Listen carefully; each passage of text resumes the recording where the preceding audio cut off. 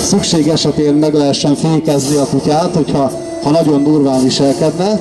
De ez a jellemzője egyébként a jó terelő kutyának, és ezt majd főleg utánunk fogják látni az igazi bemutatón, hogy az igazi terelő kutya az a szemével dolgozik elsősorban, és a terelés ez nem arról szól, ami lehet, hogy nagyon látványos volna, hogy száll mindenfelé a birka gyapja, és a kutya pedig tépi húzza a birkákat, az nagyon-nagyon rossz dolog. A dolgozó kutya soha nem tehet kárt a rábízott jószágban, hanem nyugodt, kiegyensúlyozott viselkedéssel, azt sugározva, és nagyon nagy a határozottságot sugározva kell mozgatni az állatokat, és mindig az a dolga, hogy az állatokat kerülve próbálja őket együtt tartani, és így gondoskodni arról, hogy a megfelelő irányba mozogjanak.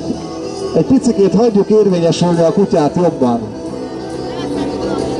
Vedd le a forrást, egy picit hagyjuk, hogy szabadabban menjen, ne is szólj rá, nézzük meg, hogy mit csinál akkor.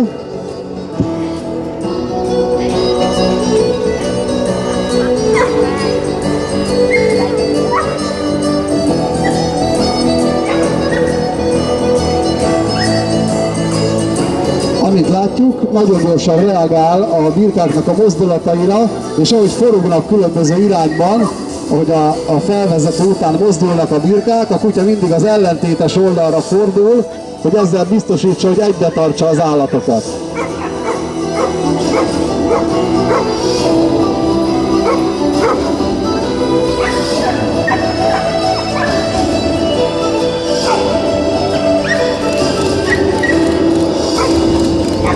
Hát ami a lényeg, soha nem szabad hozzányúlni az állatokhoz, nem szabad bántani a juhokat, hiszen rábízott értékről van szó. Biztosítani kell azt, hogy mindig ott legyenek, ahova a gazdi parancsolja.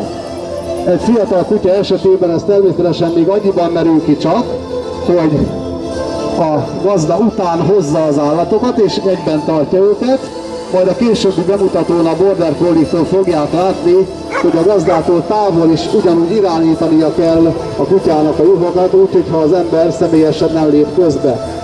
Köszönjük szépen, azt ez nagyon szép volt, próbának tökéletes.